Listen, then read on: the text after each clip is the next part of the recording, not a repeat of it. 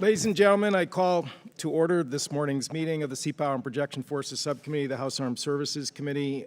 Just again, to do the quick administrative and technical notes, members are reminded that they must be visible on screen with the software platform for the purpose of identity verification. Members may continue to use the software platform's video function while attending the hearing unless they experience connectivity issues or other technical problems that render the member unable to fully participate on camera. If you experience technical difficulties, please contact committee staff for assistance. When you're recognized, video will be broadcast via television, internet feeds. You'll be recognized as normal for questions. But if you want to speak out at another time, you must seek recognition verbally. Please mute your microphone when you're not speaking, and remember to unmute prior to speaking. If you're leaving to join a different proceeding or will be absent for a significant period of time, you should exit the software platform entirely and then rejoin if you return. Please be advised I've designated a committee staff member to mute unrecognized members' microphones. If necessary, please use the platform's chat feature to communicate with staff regarding technical or logistical support issues. Finally, if you see a 5-minute countdown clock on the platform display, I will remind you when your time is up. So first of all, I want to thank the members for, and we'll give bonus points for the early start this morning. Again, the way the floor schedule is operated, we just figured this would be the best opportunity to have uninterrupted opportunity to have an exchange with the subcommittee. And again, in the interest of time, myself and the ranking member have agreed to waive opening statements. We'll submit our statements in writing for the record. And again, I want to thank all the members for, who are here today for joining us at this early hour. With that, I'll yield to Mr. Whitman, ranking member. Well, thank you, Mr. Chairman. I really appreciate your leadership. I want to thank our witnesses for joining us today. I have 8 pages of opening statement. I really wanted to read that, but I think I'm the only one in the room that really wants that. So with that, I will turn it back to you, and we will be ready to get underway. Thank you. Mr. Stephanie, it's my understanding you're going to do a joint statement for all the great witnesses we have here this morning. Is that correct? Yes, sir. Okay, you may proceed. Thank you. Chairman Courtney, Ranking Member Whitman, distinguished members of the subcommittee, on behalf of myself, Vice Admiral Khan, and Lieutenant General Heckel, we thank you for the opportunity to appear before you today to talk about the Department of Navy's fiscal year 23 Seapower capabilities request. We would like to thank this subcommittee for your leadership and your support of the programs that support our forward deployed naval forces. The past year has been highlighted by a number of significant firsts for us as we provide new capabilities to the fleet. This year we achieved the initial operational capability, or IOC, of the USS Gerald Ford, and she is now preparing for her first deployment. We completed operational testing of the CH-53K heavy lift helicopter, and just last month declared IOC of that capability. We also accomplished the first refueling of operational aircraft from an unmanned air vehicle, in this case, the MQ-25 prototype aircraft. And the Navy took delivery of 2 prototype unmanned surface vessels from the DoD's Strategic Capabilities Office, while the Marine Corps took delivery of their first prototype long-range unmanned surface vessel. The Department of Navy's fiscal year 23 budget is guided by SECNAV's enduring priorities of strengthening maritime superiority in defense of our nation, empowering our people, and strengthening strategic partnerships. It implements the Chief of Naval Operations Navigation Plan to expand our fleet capabilities for distributed operations while building upon the Commandant of the Marine Corps' Force Design 2030 to rapidly modernize the expeditionary posture of the Marine Corps. Consistent with recent budget requests, this budget prioritizes the Navy's contribution to the national strategic deterrent while balancing readiness for the fight tonight, new capabilities for the future fight, and capacity across the near and long term. The FY23 budget continues investment in more lethal network capabilities integrated with the Joint Force to address both pacing and acute threats. As reflected in the Department's 30-year shipbuilding plan, this budget requests over $27 billion for shipbuilding programs, more than $5 billion above the FY22 request, and includes 51 new construction ships across the FYDP. This budget also invests in 96 aircraft in FY23, including command and control, airlift, and unmanned aircraft, and 420 aircraft across the FYDP. The budget includes funding for Marine Corps Force Design priorities for equipment modernization in the areas of precision fires, resilient communications and mobility platforms to optimize the force for naval expeditionary warfare in the maritime littorals. To ensure we can maintain the forces we have now while building the forces we need in the future, the budget increases ship maintenance funding and expands the OPN maintenance pilot to cover 25 private contracted availabilities on both the east and west coast, with a funding of $1.2 billion. The budget continues a once-in-a-century investment in recapitalization of our national ship repair infrastructure as part of our Shipyard Infrastructure Optimization Program, or SIOP, with a significant increase in funding in FY23 that is sustained across the FYDP. Finally, with the focus on developing a fully capable future naval force, this budget invests a record $24 billion in research and development priorities. It continues early investment in our next generation submarine and our next generation large surface combatant, and includes continued development and testing of hypersonic weapons and unmanned vessel technologies. This budget also proposes increased R&D investments in directed energy weapons, autonomy, artificial intelligence, and the initial instantiation of Project Overmatch.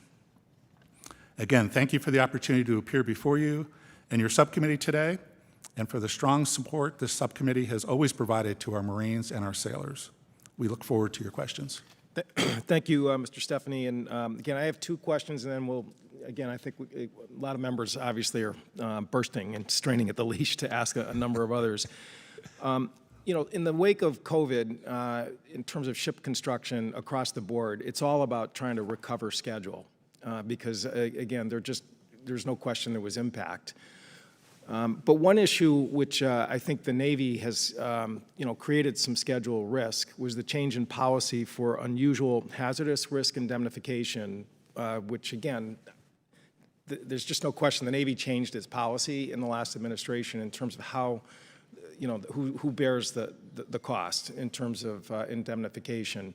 Last NDAA, we included in the NDAA a request to the Secretary of Defense to review procedures and standardization and a report to the committee on their findings on this issue that was due on March 27th.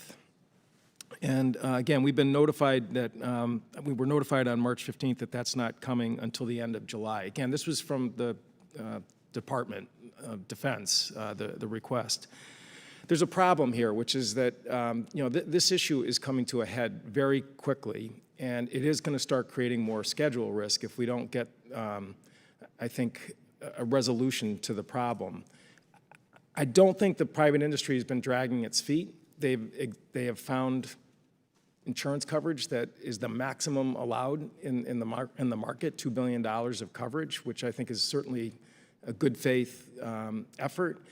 And again, I just think if you can help us in terms of getting that report done ASAP and getting this issue resolved, I think it's going to eliminate a schedule risk problem, which again, I think everybody agrees is something that we have to address to get, whether it's surface ship construction, submarines, you name it, back on track. And maybe if you could just respond to that issue, because again, it did emanate from the Department of the Navy initially. Yes, sir. Mr. Chairman, the two parts. One is, yes, we're aware of the Department of Defense effort to respond. They're working with the Air Force, the Army, and the Navy across the board. And that July date that you mentioned is what I understand we're working to as a group. The Secretary of Defense owns the report, and we will go back to them and make sure they know the urgency of getting the report done. On the more specific Navy issues, sir, we had a blanket, I will call a blanket indemnification policy for nuclear, either propulsion or nuclear weapons. And the previous, as you pointed out, previous SECNAV has made, we'll say, changed that policy to have anything that's not a nuclear propulsion system or nuclear weapon come through in a case basis and be able to describe, before indemnification will be put in place, the specific case and the specific concerns and the specific risks that would apply. And so we've talked to our industry counterparts. We have 2 of those in right now, one of them from a company that you recognize, and we're going through that process of identifying those specific risks that would be above a normal insurance policy. And we'll take those to the Secretary of the Navy So my point for you is we are working those even without the report from DOD going on. Well, thank you. This is not certainly a one specific yard issue. It is in other parts of the shipbuilding industrial base. And again, I think I'm just sort of throwing it out there that as we get closer to NDAA markup, we're not going to just sort of let this issue kind of fester until after July. We need to get a clarity to this in terms sir, I of whether think or not as we have to legislate on it again. So I think, as you know, the previous legislation has, when a request has come in, there's a clock, a time limit when we and the Navy have to respond to those specific requests, which will be before that timeline. Right. So we will certainly be working with you, sir. I appreciate that.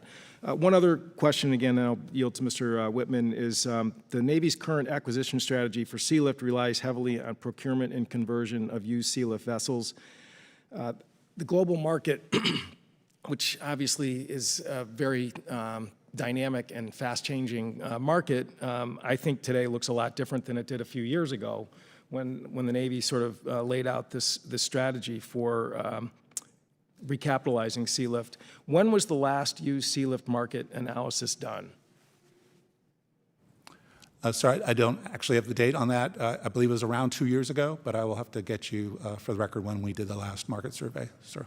Well, again, before we're prepared to rubber stamp, just continuing with the used Sealift strategy and continuing to defer new construction, we need to get some clarity on that point because, again, this is not something that there's high interest, I think, in the committee on both sides to find out more about the used Sealift market before we just totally relinquish new construction as a way of trying to address an issue which is quite critical. And I'll get off my soapbox at that point there, and I'll yield to Mr. Whitman. Well, thank you, Mr. Chairman. I agree with your observations fully on that. And gentlemen, I want to thank you so much for joining us. Lieutenant General Heckle, I want to start with you. In your best professional military judgment, what are the consequences associated with supporting the 24 amphibious ship level that's being projected by the administration? And what, in your best professional military judgment, should be the floor for the number of amphibious ships in our fleet? Sir, thanks for the question. I'll start with, as the requirements officer for the Marine Corps, I'll start with the requirement. Our absolute bare minimum requirement for traditional L-class amphibious warships is 31, and that's composed of 10 larger deck LHA, LHD class and 21 smaller LPD, LSD type class ships. The fact, sir, that ships are being decommissioned faster than they're being procured and delivered and employed, simple fact is that under this plan, we will go to a number of 24 amphibs in the next 3 to 5 years. What that translates to for us is risk, which is always any military person's one of the prime concerns. So we will, while I believe that we will be able to likely provide the appropriate support to the Indo-Pacific theater, I think we will have to take risk in other areas like CENTCOM, AFRICOM, EUCOM. I don't think there's any way to avoid it. But at the end of the day, sir, as you well know, and we were kind of discussing here before the subcommittee kicked off, the Marine Expeditionary Units and bark-to-board amphibious ready groups are very highly in demand. Over the last decade, we've evacuated embassies in Libya and Yemen. We've reinforced the embassy in Iraq. We've rescued a downed Air Force pilot in Libya and put artillery ashore to kill ISIS in Syria. And then most recently, the MEU that was first on the ground in Afghanistan to assist with the evacuation.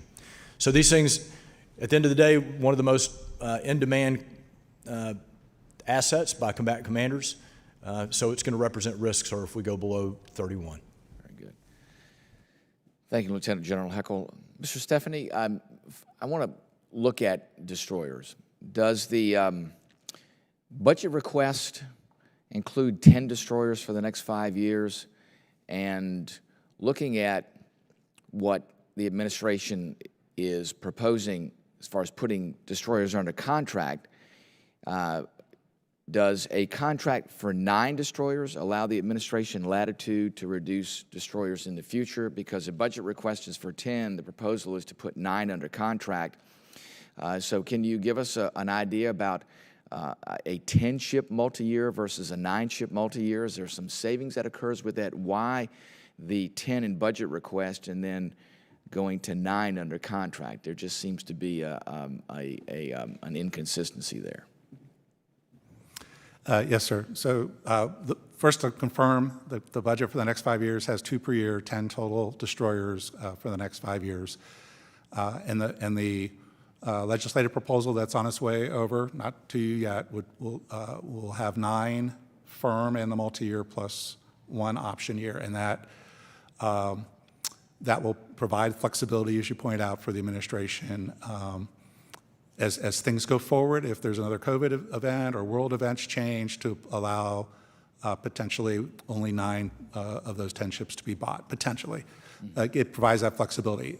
At the cost, there is a cost to that, right? 10-ship multi-year will save us more money than a 9-ship will. The delta cost is not overly large, but that's a decision that the department's made of value versus flexibility, sir. Okay, very good. Just seems like in the face of what we need, fewer ships or being able to take out ships is not the direction we need to be going. One last question, Mr. Chairman, and then we'll yield back. Vice Admiral Khan, in your best professional military judgment, does the reduction of over 1,000 missile tubes in our surface Navy, which is about 10% reduction, does that constitute an acceptable risk to the Navy? My best military advice would be there is risk associated with that reduction. That assumes we can get the ships underway and able to operate them. I think when we have this conversation, I understand it's a topic that everybody's concerned with. We have to look broadly. The United States Navy, we fight from the seabed to space, our submarines, our surface ships, and aviation. And having the ability to pose multi-axis, multi-domain operational dilemmas against an adversary is where we're focused on. There is reduction in the VLS cells, and it's a risk-reward versus what is it going to take to get those VLS cells real forward versus what other investments do we need to make that delivers a more capable, more lethal Navy in the future. In your best professional military judgment, does that then in turn reduce our ability to project power through our Navy Marine Corps team? Yes, sir. Okay, very good. Thank you, Mr. Chairman. I yield back. Thank you, Mr. Whitman. Chair recognizes Mr. Golden. Thank you. I'm going to follow up a little bit on the questioning about the DDG 51, specifically the multi-year procurement. So I understand what you're saying about the flexibility with 9+1, but you know there's another element at play here where the Navy is often coming to the shipyards, specifically Bath Iron Works. I've been there for some of these discussions, or even sitting before this committee and talking about a desire to see these 2 yards get to a place where they can do 3 ships per year. In fact, just last week, Admiral Gilday sat before the full committee and stated that the Navy has what he called an aspirational goal for the industrial base to get to 3 DDG ships per year in regards to their capacity to build. And I'm sure some of that has to do with a little bit of overlap between the Flight 3 and DDG-X kicking in as well, which is out there a few years, but it's not that far away. And it takes quite a while to develop skilled shipbuilders, Secretary. So I'm just curious again about this signal that you send with the 9+1. The FIDIP says 10 DDGs. That's pretty much where the shipyards are right now. Now 9 would suggest that maybe one of these yards wouldn't even have enough work to maintain the production rate that they have right now, which is kind of a negative signal, that's where the mismatch is, because you're saying we want you to get to 3 out there in the near-term future. It's really not that far off, and yet a multi-year procurement like this seems to just go in the complete opposite direction. So I'm just curious, how did the Pentagon get to this 9+1 proposal as opposed to the one they had last time, which was 10+5? And ultimately, I think you did 12 DDGs over that 5-year period. So let me point out that the current approach for the next multi-year is very similar to the last one. We will actually have an additional option each year to go up to potentially 15 ships, just like the last multi-year did, if the department decides to fund a third ship in any of the years going forward. But I think there's just, as you remember in the last multi-year, we ended up funding 9 and then ultimately 10, but that on the multi-year. So I think the administration and the department would like to keep that flexibility if things do not go as well as we aspire to. If they do, then the option for a third one in each year is there. Thank you. Lieutenant General, I wanted to talk a little bit about the Force Design 2030. General Berger sat in your seat. I'm sure you used a lot of what he learned when he was at Combat Development and Integration to inform a lot of his guidance to the Marine Corps as he came in and took over as Commandant.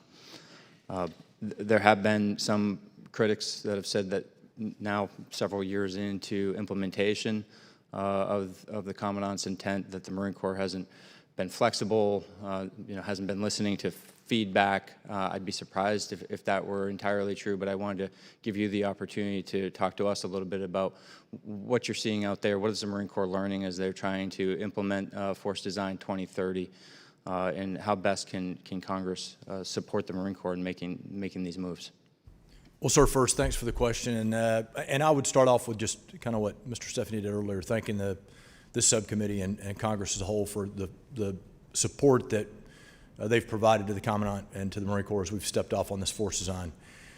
So in my billet as the Deputy Commandant for Combat Development and Integration, I oversee the process that many say doesn't exist. It has existed. It exists now and has been used extensively over the course of the last almost 3 years. We have a rigorous campaign of learning, and the campaign of learning has existed at CD&I for the better part of 5 years. This is not a new construct, but it's where we use wargaming analysis, studies, experimentation, and feedback. One of the big processes we've used in Force Design has been something called IPTs, Integrated Planning Teams. So, and this included a majority of the members of these IPTs are from the fleet to provide direct feedback. And now, sir, we're in phase 3 of Force Design where we're doing aggressive experimentation. We're getting pieces of gear and equipment and the way we have structured the units out in the fleet, and then we're getting feedback. So we're going to continue doing this, and we have listened. The Commandant has iterated. For instance, we were going to go down to 5 cannon batteries, which was misquoted yesterday at CSIS. We're going to 7 cannon batteries, 4 west, 3 east, and we're also increasing the number of artillery pieces in those batteries from 6 to 8.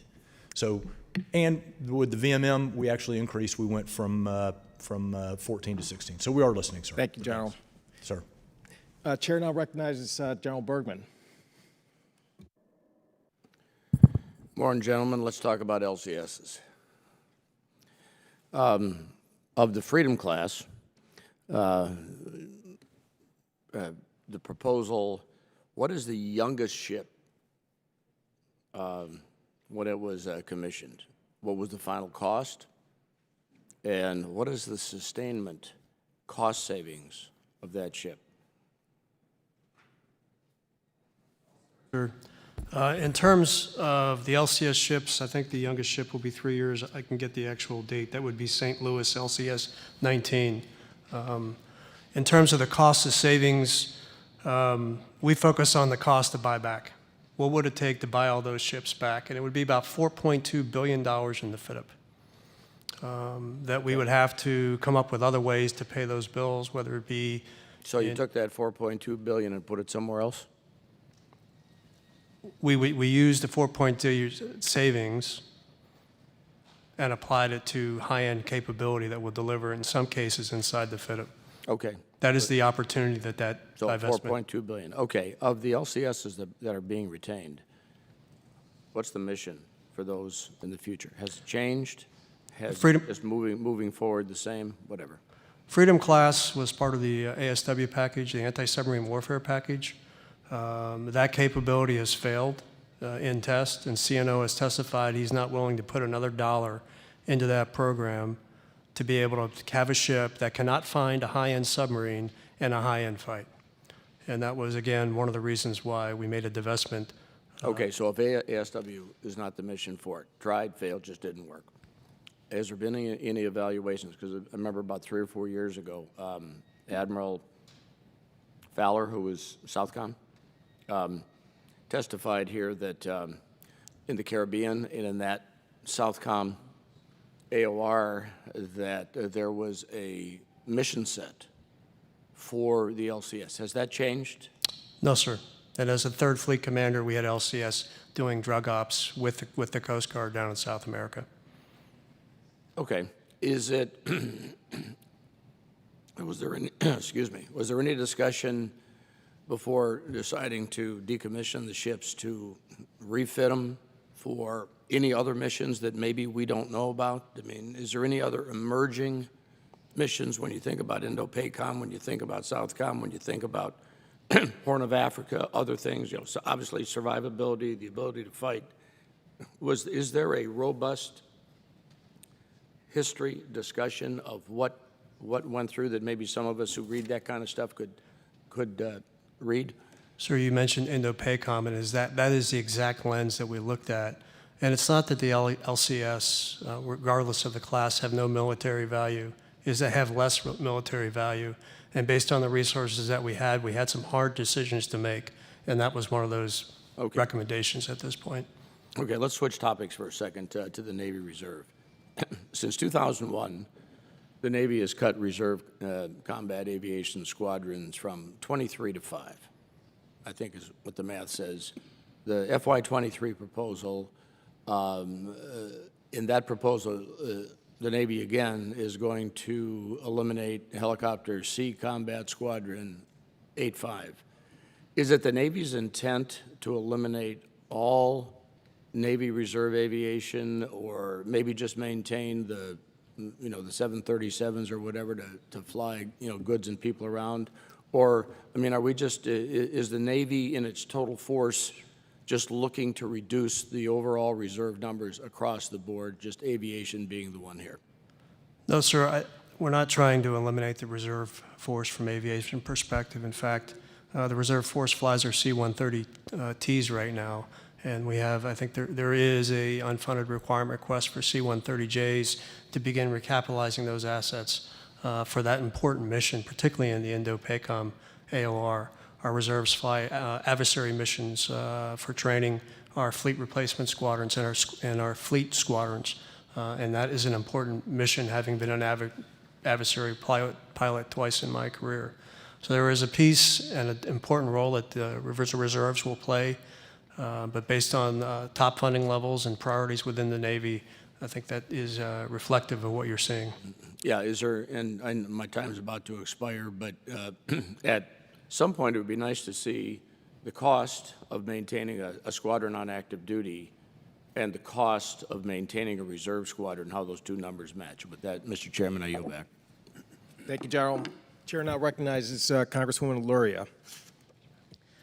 Thank you. And Admiral Khan, on May 12th, before the Senate Armed Services Committee, Senator Tuberville recently said this quote, and he said, "I wanted to commend something the Navy does exceptionally well, accountability." He went on to ask, why is the Navy's culture of holding senior officers accountable more important in maintaining standards and performance? And then in response, Admiral Gilday very emphatically said, more importantly, there's the expectation that our sailors have that we hold their seniors accountable. So in the accountability section of the command investigation into the Bonhomme Richard fire, it's cited that the action or inaction by 17 individuals listed in the report, quote, directly led to the loss of the ship. Additionally, the action or inaction of 17 additional individuals listed in the report, quote, contributed to the loss of the ship.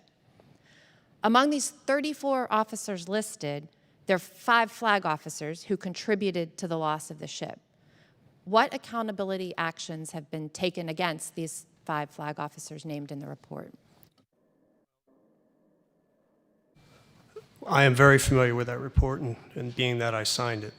And as the investigating officer, I made recommendations up to the Pacific Fleet Commander, who turned out to be the centralized disposition authority for the accountability actions.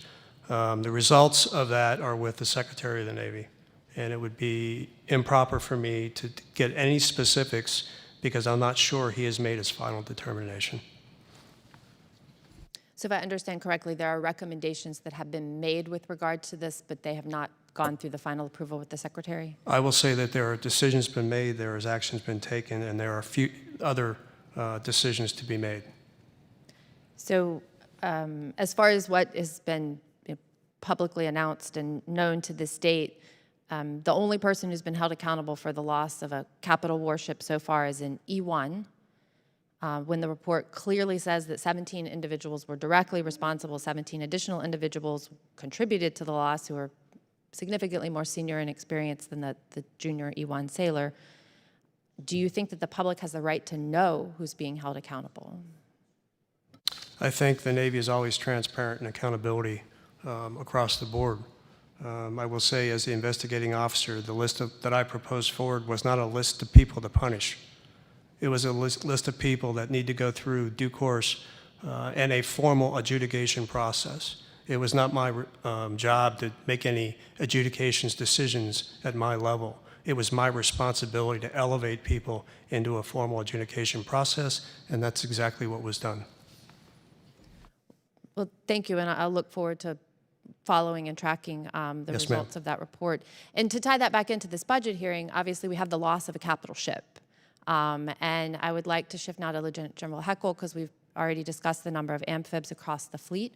I also know in this budget request, you've pushed LHA 10 out to 2031. Lieutenant General Heckel, can you comment on the impact of that specific prolongation between building LHA 9 and 10, and then also Mr. Stephanie, because that has an impact on the industrial base, going back to some of the comments my colleagues have made. So General Heckel first.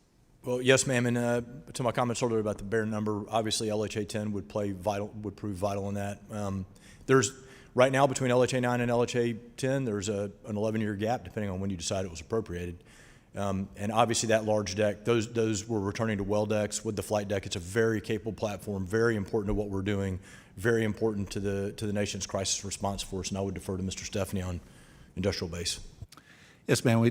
For the LHA type ship, we see about a 5-year spacing between ships as ideal from a learning perspective, and the industrial base, the suppliers staying online and being able to produce. Anything more than that would be not just degradation of the ability of the supply base to support, but increase the cost, right, as we see reverse learning or negative learning, what we call it. So 5 years is ideal. As the General mentioned, the ship now is at the 9 or 10-year spacing from LHA 9, so we would see a cost increase and an industrial base impact both. So you submitted a request throughout all these hearings. I mean, this is 4 years now that Mr. Golden and I have gone through these NDAA hearings, and we hear nothing other than we need to improve the industrial base, we need to have trained workforce, yet you submit a request that you admit is more expensive in the long run and essentially guts the workforce as far as building these large deck amphibious ships. Well, again, and at this point, but again, at the pace we're going, I think we'll have a chance to do another round. So Okay, thank you, and my time has continue the expired. dialogue. So next up is Mr. Carl from Alabama. Thank you, thank you, Chairman. Gentlemen, thank y'all for joining us this morning. As you well know, it's our job to make sure the Navy's as strong as it can possibly be. And I want y'all to understand this committee, as dysfunctional as it may seem to you, is probably the best working committee on the Hill. It's a pleasure to serve with these folks, and we do try to help the Navy and work together, and that's something that needs to be pointed out. Lieutenant Heckel, I'm sorry. The commander of the Marine Corps sent a letter to our chairman here and ranking member Whitman, expressing his requirements for 31 L-class amphibious ships. And I know you spoke on that earlier. You touched on it a little bit. Can you elaborate more specifically on the LPDs of how these ships, the needs for these ships? Sure, sir. And thanks for the question. And again, to your comment about this committee, I mean, I think it's quite functional and appreciate all the support again. So the LPDs, again, 21 is the bare requirement in addition to the 10 larger deck. And I will tell you, one of the things over my career that we've witnessed happen so it's fairly recent,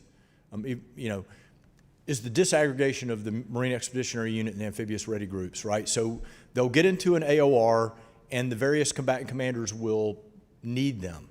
And one of the real capabilities of these LPDs and the LPD Flight 2s is their ability to command and control and disaggregate.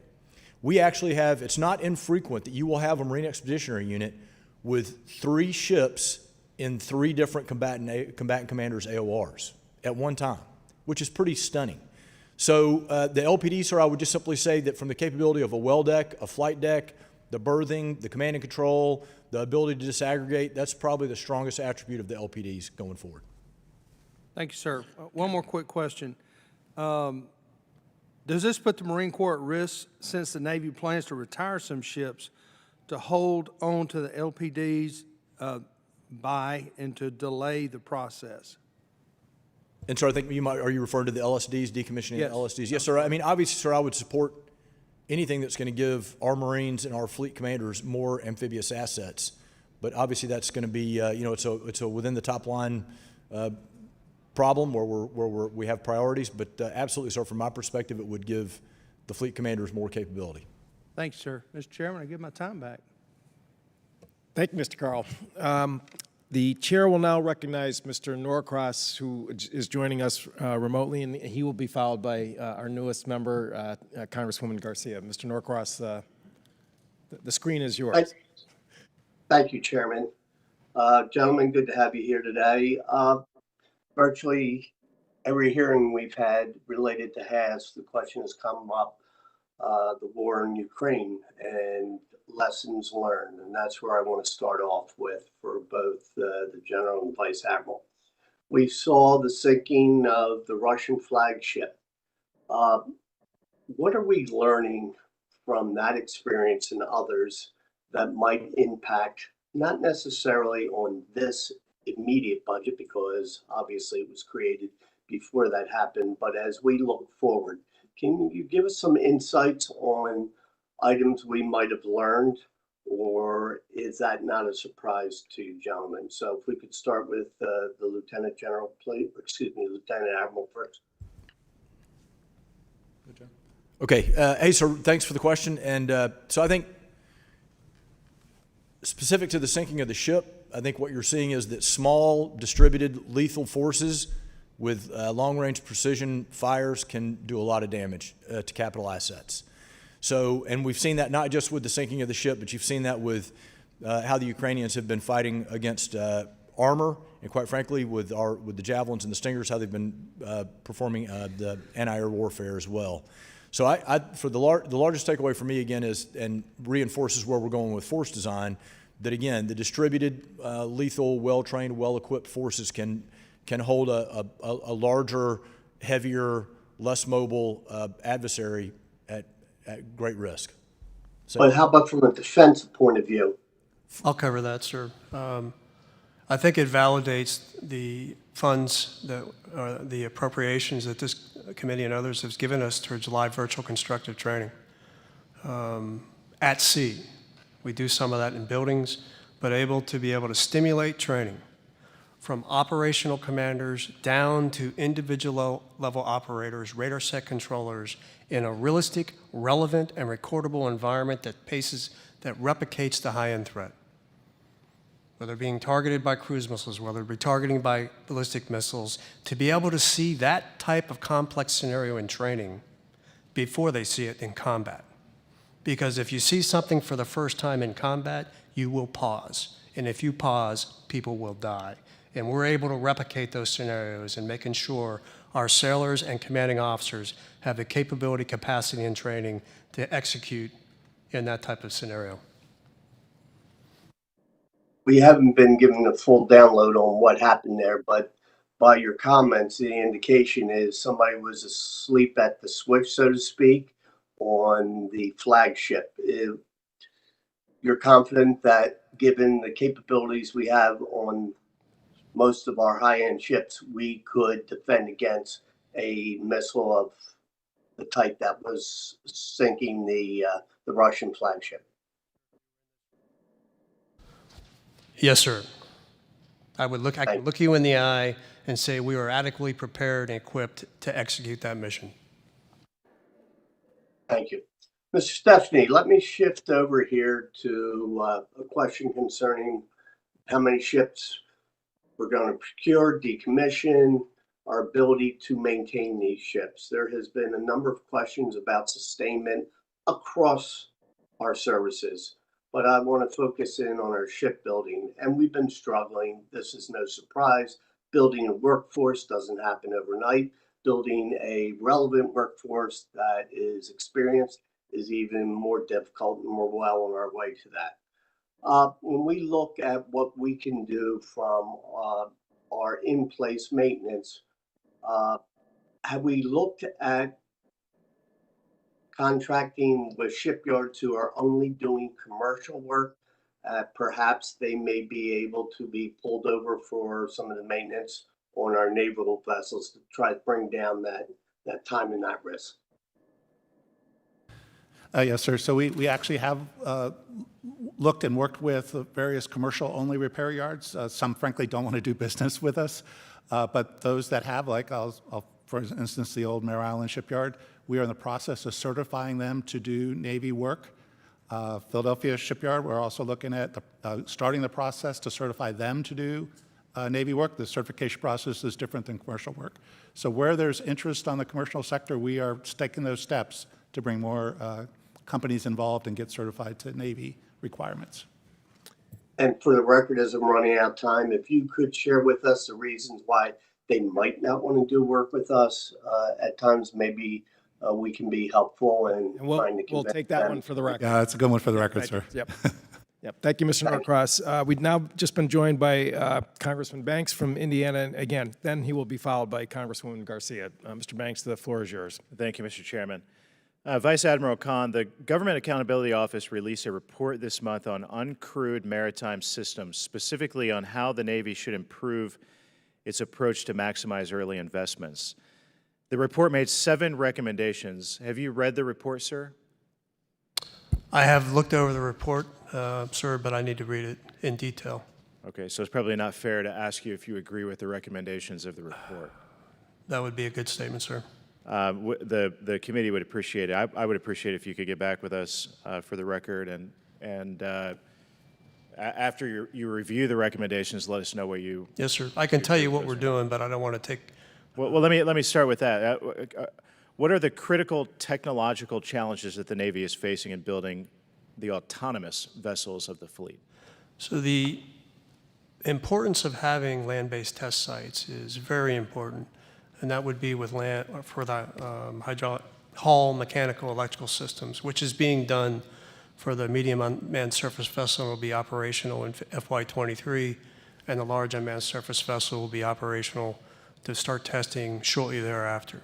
And then there's combat integration systems that have to be done, sensor perception and autonomy, the integration of all those combat systems. That is the software development that must be done. And we cannot find ourselves in a concurrent development of trying to create these artificial intelligent use cases while at the same time we're building. So that is where our focus is now. What are those things you can't really see and touch? Those enablers. They're going to make these unmanned systems real. And we have about $432 million in FY23 and $2.2 billion inside this FIDIP going exactly what I just described, sir. Understood. Can you talk a little bit more about what the Navy's strategy is to incorporate artificial intelligence and machine learning to unmanned vessels operating systems and regular crewed ships that will command and control unmanned vessels? The Navy has identified an artificial intelligence lead for the Navy, and he works at Office of Naval Research. So he's got the lead. I won't go into long comments about our NAV plan implementation framework, how we shoot, maneuver, resupply, and defend, enabled by networks, unmanned systems, artificial intelligence. So I'll spare you the details there, but artificial intelligence is nested in many things that we're doing going forward. But we have to change the narrative with ourselves and with industry and be disciplined and ask, what are the use cases that we need artificial intelligence to do? That we must be specific instead of I just need AI. No, what do we need the AI to do for these capabilities, whether on the sea, undersea, or in the air? And that is where we have to drive. I agree, the but discussion. is there a strategy to do that, to change that paradigm? Let me take that for the record, sir, and I will reach out to ONR and we'll get that back to you. How is the Navy incorporating the lessons learned from recently stood up unmanned task force that's assigned to the Fifth Fleet, and how have their operations impacted the procurement plans for unmanned vessels? The Task Force 59 in 5th Fleet was a follow-on when I was a 3rd Fleet commander for the integrated battle problem, where we put in a number of unique unmanned systems that were tested in isolation, but we never brought them all together in an operationally relevant scenario to tease out the value, the warfighting utility, how it moves in naval. Task Force 59 is doing that. It's not just U.S., it's with our allies, our partners, because we don't have a monopoly on this technology. Task Force 15, the Unmanned Task Force is kind of the interlocutor, making sure that everybody's communicating. But I greatly value getting input from fleet operators on some of these prototypes. And what do we need to iterate and learn before we decide to scale? And I think that is the critical piece to what Task Force 59, as well as RETMIS, exercises in 6th Fleet. And we just need to continue creating those type of environments for innovation, experimentation, iteration before we scale. Last question, sir. What is the Navy's strategy to establish criteria in evaluating prototype unmanned vessels and improve schedules for prototype efforts? We are trying to accelerate getting prototypes into the fleet inside the POM cycle, which requires some agility in how we need to move money around, in some cases with your approval. We can't just simply wait for some of these prototypes at the pace the technology is going and be handcuffed to our POM cycles. We need to have some flexibility, and we do have some within our own. Have you asked for that authority or that flexibility? I think we've asked for it in the past, Mr. Stephanie. I'll turn that over to you. Sir, that's one Actually, area why don't we follow up on we'll follow up on that one, afterwards? yes, sir. And again, we're going to have a little extra time, folks, so hopefully maybe we can revisit with other member questions.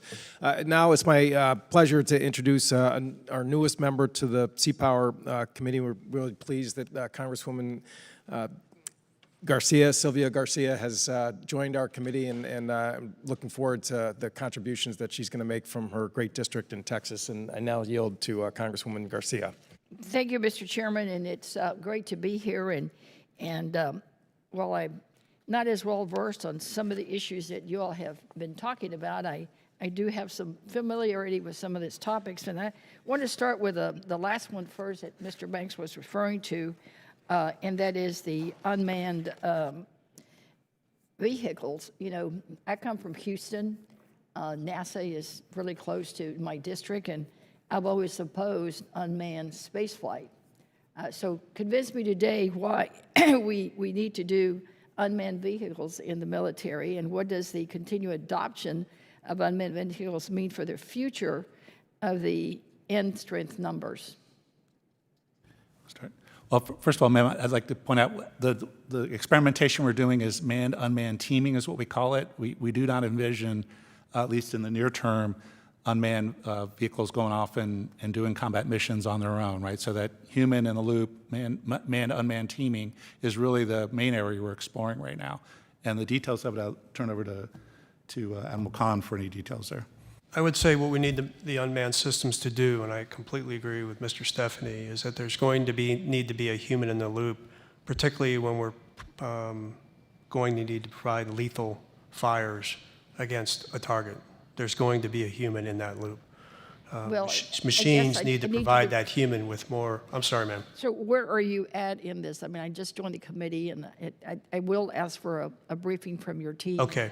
To kind of At bring the me very up to broad date. level, we need unmanned systems to be force multipliers, whether in the air, on the surface, or undersea. We need unmanned systems that are sensors or nodes in a network to relay information. Sensors that can create maritime domain awareness that it builds in redundancy to our space-based systems, because we don't want to put all our eggs in that single basket. Okay, well, I'm not from Missouri, but you're going to have to show me. Yes, ma'am. In a big way, because I'm from Texas, okay? I will And take we do that have task. a lot of military installations. I grew up sort of sandwiched between Kingsville and Corpus, where I was growing up, so I've seen Navy and Navy pilots. I went to Beeville. Right, many, many years, so. But shifting gears a little bit, I was pleased to read the Commandant's planning guidance and see a paragraph in the core values section addressing sexual assault. The continued rise in reported cases leads me to conclude that we still do not fully understand the scope and scale of the issue, despite the best efforts of individual leaders across the force. Mr. Stephanie, I would like to have some confidence that the measures the Navy have taken to date are preventing sexual assaults. Excuse me, I've got sinus issues going down today. What is the Navy doing to prevent sexual assault right now, and what additional steps are required for prevention, victim protection, legal support, and investigation, and how much money is in this budget proposal to fulfill these measures? Yes, ma'am. The budget part is, for that effort is not in my area of expertise. I'll have to get you the answer on the amount of money. But I know this is a very high priority for the Secretary of the Navy. He has put an advocate on his direct staff to bring all of the Navy Marine Corps efforts together that we've been doing in disparate manners. And at this point, I think I really would want to turn over to the two service reps for more of a detail on what they're doing within each service. Okay. So, General Huck, if you want to start. So, ma'am, in the Marine Corps, as you know, the Commandant highlighted it, played prominently in his force design and in his Commandant's planning guidance from 3 years ago. We're not going to have an effective force if things like sexual assault, sexual harassment exist within the force. So it remains a top priority for the Commandant, and we'll continue to move out on that. I'll turn it over to. But what are y'all doing with regard to prevention, victim protection, legal support, and investigation was the question. I mean, I know y'all are committed, but what are you actually doing? Well, ma'am, as you probably know, the President's budget, we're actually putting a general officer in charge now, and we're considerably increasing, and this is not in my lane, ma'am, but specifically like to talk very specifics, but we're considerably beefing up the legal support to all the SAPR cases that go forward. Those are just two examples that are real time now. Admiral Khan, I don't know if you have anything from the Navy. No, the investments that have been made to provide access to care and to counsel for sexual assault victims, in terms of training people and understanding that type of destructive behavior, illegal behavior, jeopardizes our ability to execute our missions from a warfighting perspective. Because on a ship, you with got all to due trust. respect, that was rather vague, and I look forward to probing this issue more with you when I get my briefing at a later date. Thank you. Great. Thank you, Congresswoman Garcia. So we've gone through the first run through of all members. Again, we have a hard stop at 9:30, so we've got a little more time to do another round of questions. And I'll kick it off by, again, focusing on what Admiral Gilday described as the #1 acquisition priority of the Navy and actually the Department of Defense, which is recapitalizing the Ohio program, the Columbia class. Early June, we're going to have the keel laying of the first of the Columbia, which is the first of the fleet of SSBNs in Rhode Island. As your document indicates, there's roughly about $6 billion in this year's budget to finish off the first boat's funding and advanced procurement for the second boat. And again, as we started at the beginning, the schedule is everything in terms of trying to keep this on track, as I think Admiral and Mr. Stephanie know full well. The budget is actually fairly striking in terms of the investment that's being made into supply chain and workforce, which is, I've been around for a few budgets, and that really kind of jumped off the page. I totally support that priority that is included in the budget. And I would also note that I think on page 4 or 5 of your testimony, Mr. Stephanie, you note the fact that the 2015 law that we passed, the National Sea-Based Deterrence Fund, has generated savings with the multi-year authorities that we gave. It's roughly about $1 billion, I think, that's been calculated up to 2021, and that's going to continue to grow over time. So I would ask, number one, just again, if you could sort of talk about the investments in the sort of upstream industrial base components of this program, and also just how you see the multi-year authorities in terms of, again, getting costs down over time. Yes, thank you, Chairman. Appreciate that question. So first part, yes, we appreciate you noticing that we put in a special dedicated amount of money for as we go to 1 Columbia a year and sustain procurement starting in 26, as well as 2 Virginias a year, a fund of $750 million this year and over $2 billion across the FIDIP to do really 4 things. One is improve the facilities at the 2 big shipbuilders to make sure they can have the right facilities to support what we call 1+2. But more importantly, to work on our suppliers to bring the supplier health up, to really focus with the COVID and other things going on, that the suppliers are able to support that higher throughput rate.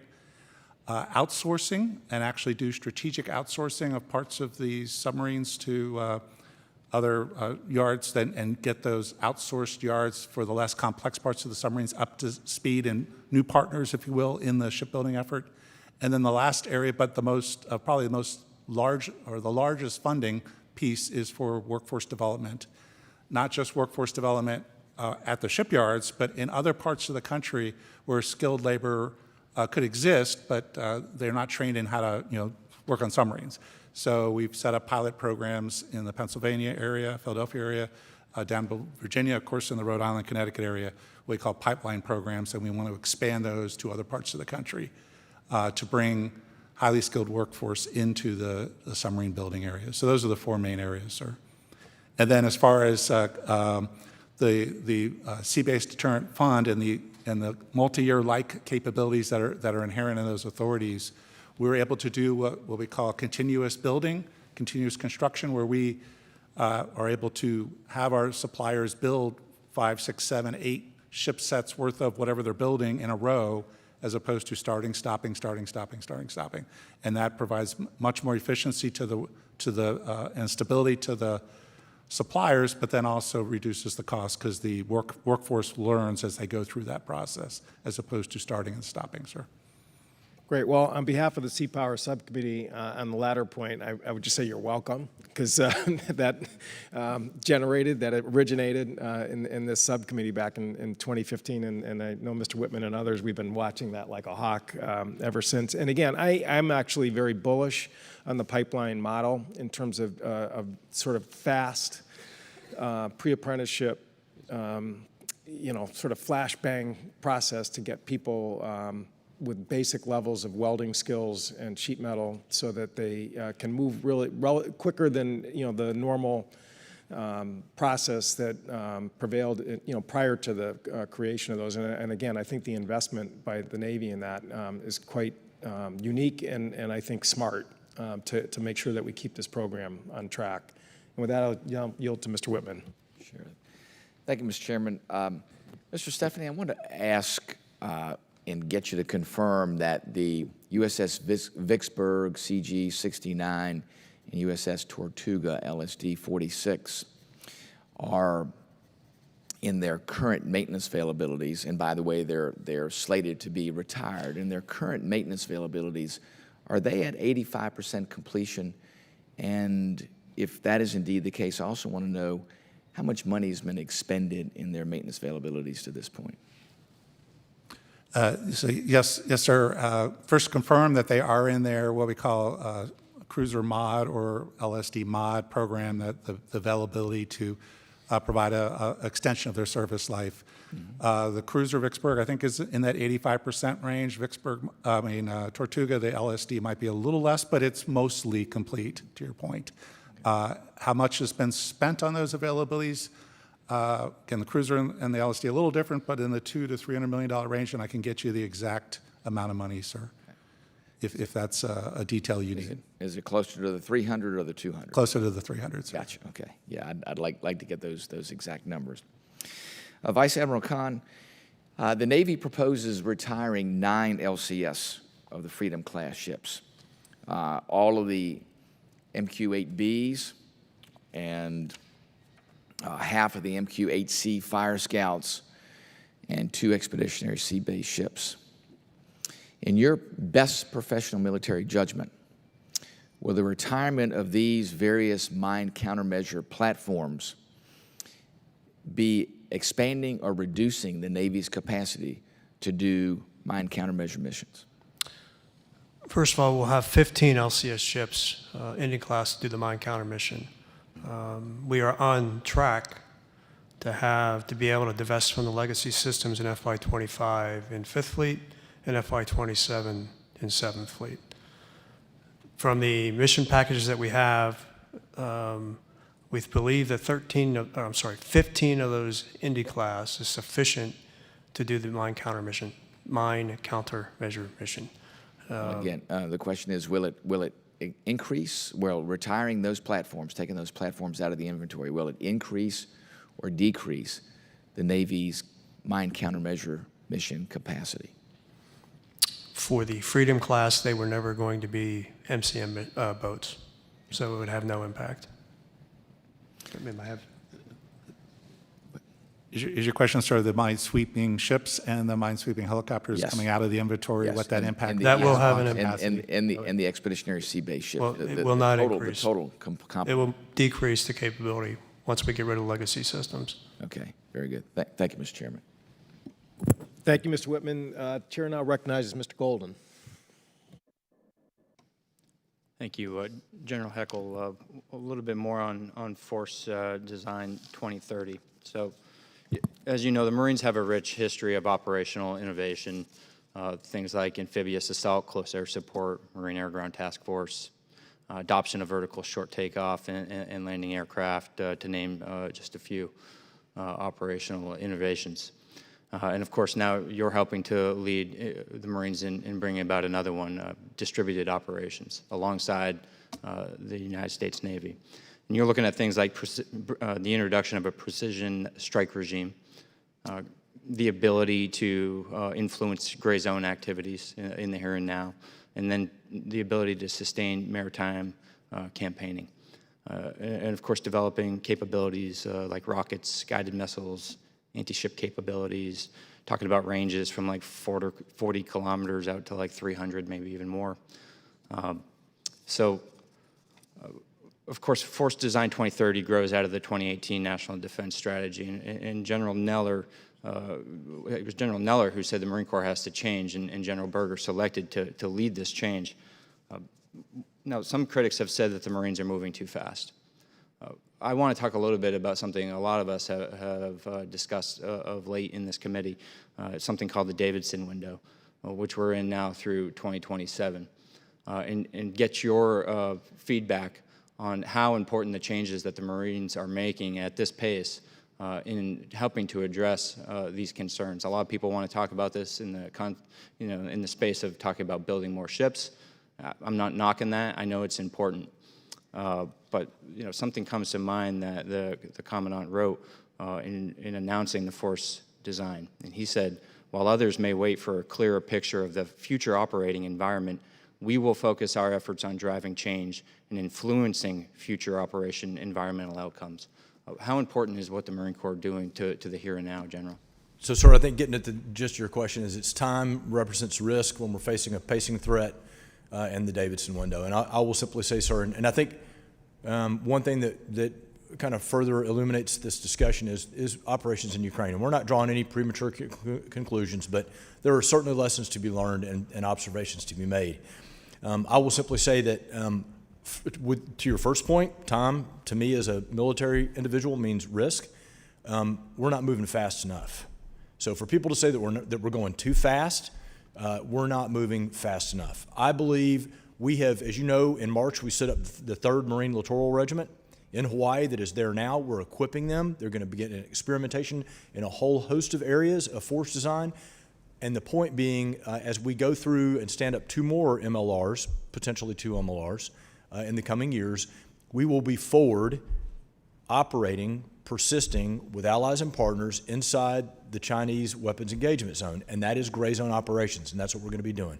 So I believe to avoid the Davidson window becoming a reality, you have to deter, right? And you have to be there, and you have to do active campaigning, and that's what we're doing. So did I get to the question?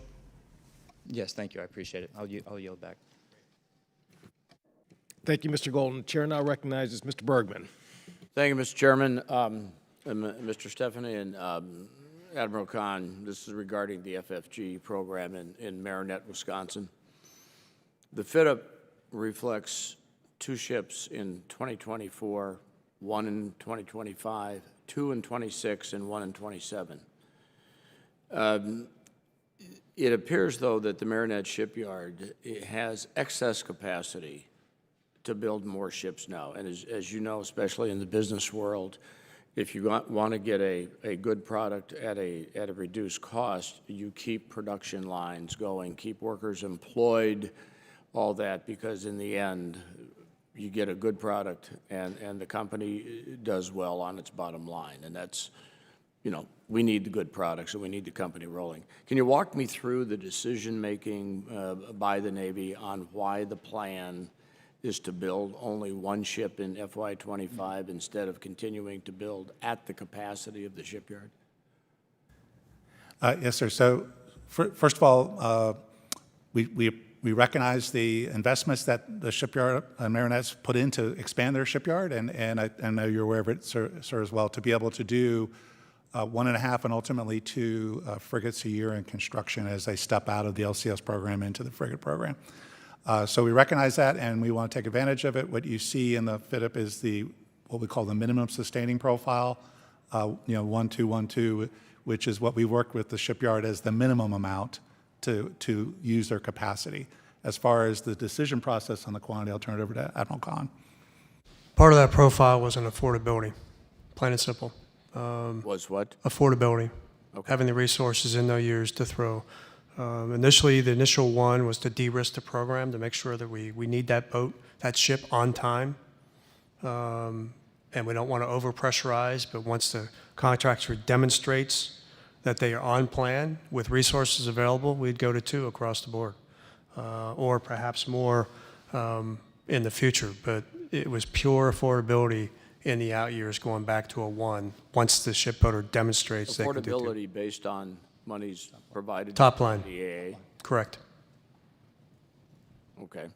So is the industrial base for shipbuilding, where no matter where they're located in the country, if we were, to need to surge more ships sooner because of the world situation, do you feel that the Navy has an accurate assessment of if you needed to surge, where you could ramp up if contracts needed to be let tomorrow because of a need?